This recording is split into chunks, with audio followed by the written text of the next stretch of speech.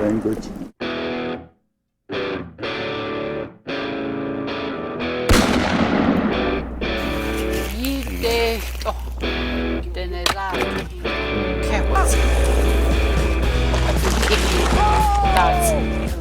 Hello and welcome back to the Way to Native Chronicles. My reloading room is a total disaster right now with sawdust and pieces of wood and stuff all over the place, but I got her done. I made a what you call a dirt sifter. Now for those of you who don't know what a dirt sifter is, it's for trappers mainly. In the field, trapper will set a foothold trap by putting it in the ground, and you have to cover the trap up with some loose dirt, but you want just fine pieces of dirt to filter onto the trap. And usually when you're digging out dirt, you know how it comes out, it's all clumpy and stuff like that. So what you really want to have is you want to have a dirt sifter. Now the dirt sifter can be used in two ways. I can put a false bottom in this one and scoop in a bunch of dirt from another area and then carry it to where I'm bedding a trap, and then I can also use it taking the floor plates out of it and just sift that dirt through and rub it against a screen. This is a screen in the bottom of this box, and you can get some fine granules of dirt to fall out onto your trap and fill up the void that's left. So these are the type of things that trappers do, and I suspect most of you watching this video are trappers and you know about this anyways. So what I've done here is I decided I'm going to make my own dirt sifter. You can buy them, they're not terribly expensive, but you know, it's kind of satisfying to make something like this yourself. And I haven't seen any plans for making these, so I thought, well, I'll get on my computer and I'll draw up some plans and see if I can come up with a design that works. And after one failed attempt, where I got pieces over there that of that failed attempt that didn't work out too well, I kind of completely rethought this. It took a little while, and I've come up with something that I think is really a good design for a dirt sifter. Not very difficult to make either. So this dirt sifter also has angled sides, which makes it a little more challenging, but I've got a way to do this to make it simple enough to manage and get a good product. You don't need any fancy tools, you don't need a lot of materials. I'm using some 1/2-inch plywood and some 1/4-inch plywood to make it, and a little bit of screen.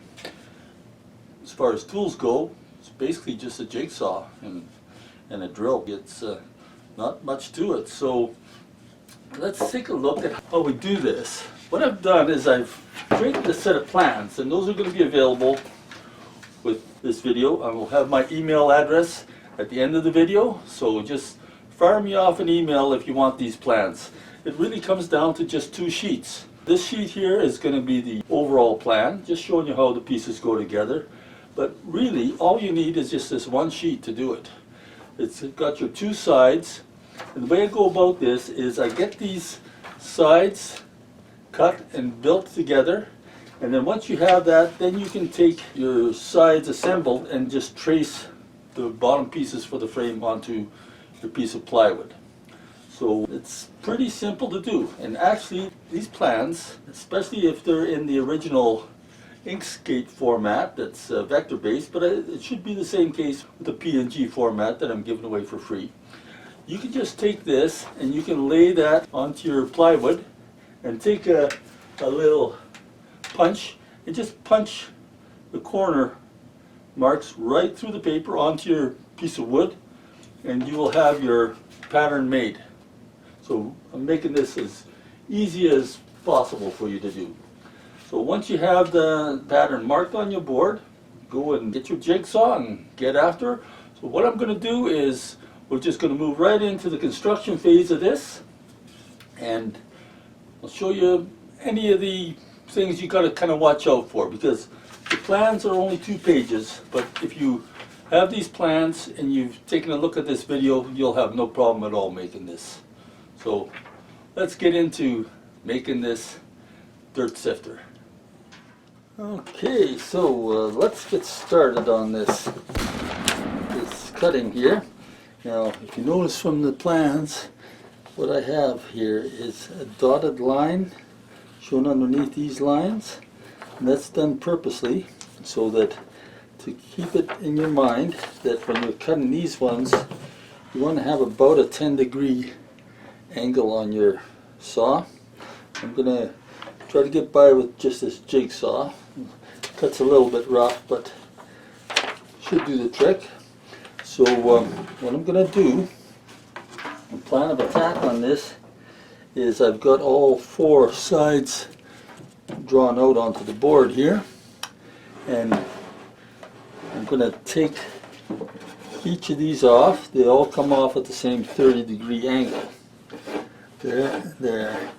And then I'll straighten out the blade on the jigsaw, and I'll take these angle pieces off. So that's sort of 2 stages of doing this.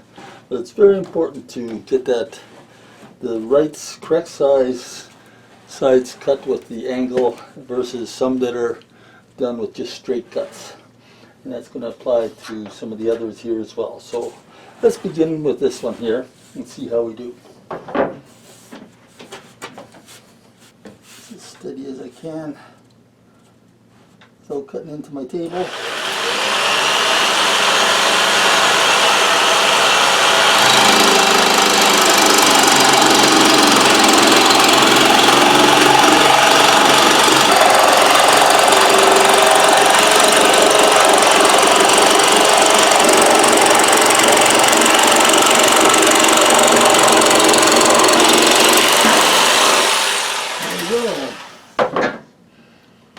That's one piece done. Cut it at a bit of an angle. So, move on to the next, and then we'll straighten out the blade and we'll do those side pieces here. I'll mention another thing here too, now that I'm going to do this cut. It's a good thing I leave a little bit of space between these, so as I march on through, I have a bit of a ledge for the foot of the jigsaw to sit on this side here. That'll help keep the angle consistent. Okay, now I have this box created. I used nails and wood glue, and for details on how to join the corners, you can always refer to my earlier video on how to build a Martin box. But we're just going to skip around to the most important parts here. And what I want to point out here next is something that is very important. You have the plans for this, and I've drawn the plan for the size of board that needs to go in the bottom of this for when you want to carry dirt, not have it go through the screen. And I've also got another plan sheet for the base of this that will hold the screen itself. But what's important to note is don't go by the plans too much, because you're joining together a box with angles and stuff. It's as hard as you try, you're probably not going to get it exactly the same dimensions as are on my plans. So I have these ones here for the screens and the base there. All that is fine and good. But you're better off just to take a pencil and trace the exact size you need right on the board. This for the base for the screen and for the inside part here. The other thing that I'd like to point out is just remind you, I've got dashed lines on edges where there's a bevel cut going in. So this base that's holding the screen is going to have to be cut at an angle this way and that to match the angle of the side of the box. But this one that goes in the bottom of the box, that's going to be just a straight up and down cut. So I'm going to start cutting these pieces out, and since I have my jigsaw already set for straight up and down cut, I'll do this one first. When you're placing these pieces on the plywood, the other thing to keep in mind too is leave yourself a little bit of meat in between so that when you go to cut, after this piece is cut out and I cut this one, I have something for the shoe of the jigsaw to rest on so that I can get that up and down or angle cut just right. Okay, let's get this done.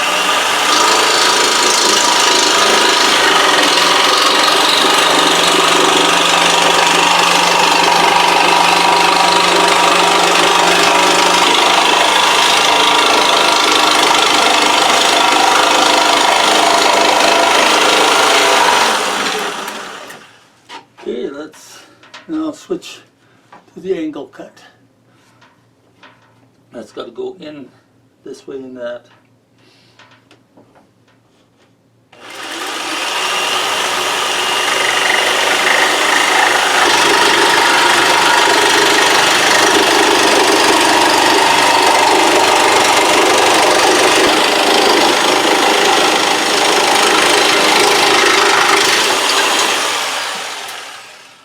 Okay, what I'm going to do now is I'm going to put this screen portion together with this frame.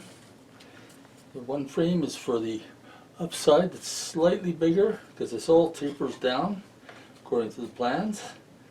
And so I have these cut out. I've taken a piece of screen and I've cut it to size and I've stapled it onto this frame here just to hold it in place nicely, making sure no sharp edges are sticking out to cut yourself with. I've marked the sides of these frames so that I know which one is going up, and the challenge now is to get this assembly onto the bottom of this box here. Now it's something you've got to approach with a little bit of care and thought, because everything is going up at angles on this. So when I put my holes in from the bottom, I'm going to have to get them at an angle. So the best way, I think, is to do this in two steps. What I'm going to do first is I'm going to take some of these nails. I only have 1-inch nails, which are going to go too far.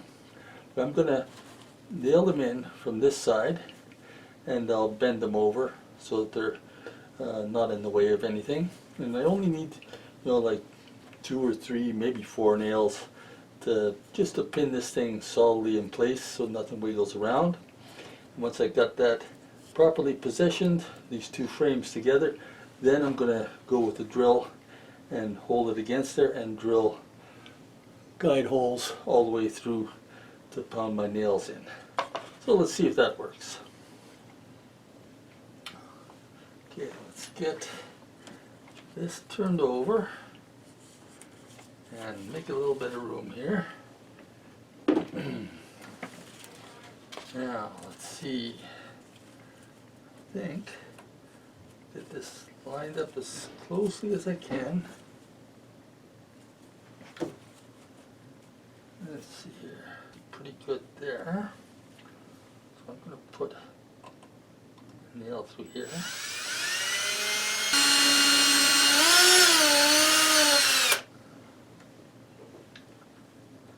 I think I'll just put the nail through right now. This will hold it all in place.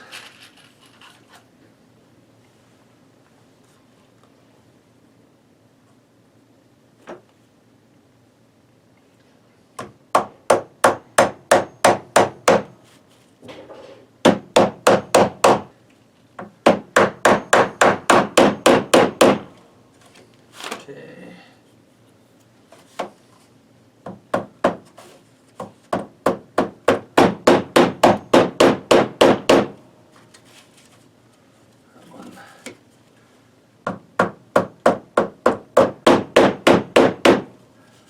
There we go. Okay, now I have the frames nailed together just a little bit, one on each corner, and I've just bent the nails over on this side, and that's the side that's going flush against the bottom there anyways. So now this is where it is paid off to measure against the frame of the box to make the patterns for these lower sides, because everything is just fitting just nicely right now. So what I have to do next is I'm going to make some pilot holes through here, following the angle of the sides, and then I can pop some nails in, and I'm going to put some glue on the inside as well. So this is going to hold this thing really solidly together. So let's get some guide holes drilled in here.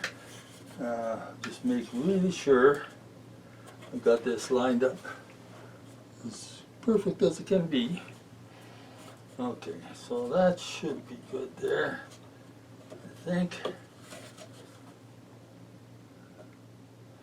There's a little here and a little there. Okay, because once I get these nails in and the glue, there's no turning back. Now, hopefully you can see that. I'll come in something like that, and I hope I don't hit the screen on the way through. I don't think it will. I've got it.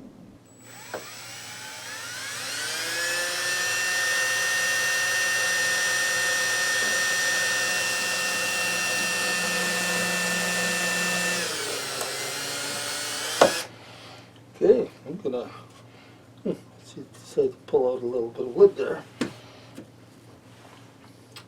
I'm gonna put some glue on this guy right now, I think. Actually, what I'll do first, put a nail through here.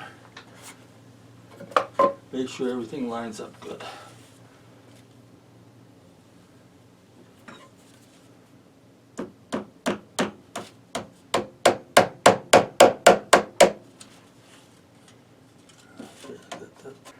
Nails are not going too far in, which is another reason for using some glue here. Now let's find that hole. Yeah, that seems to be the right spot for the hole, right? Okay, so that's all going to line up there. Good. Let's get some glue on this guy. So if I've got one nail lined up, then I can easily reposition the others a little bit.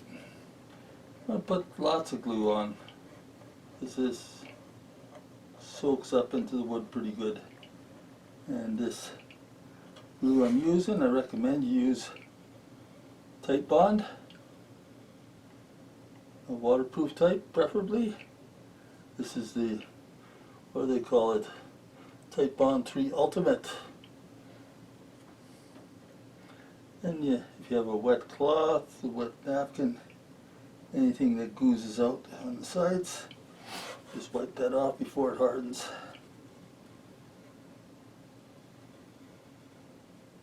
I like this phase of the project. This used to be my wet rag. It's going to dry it out now. Okay, let's see if we can do this.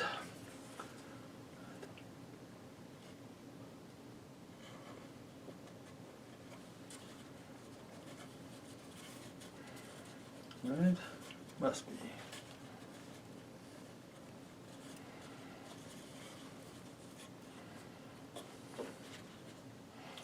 Okay. There we go. Put that one in there. Now get the other guide holes done.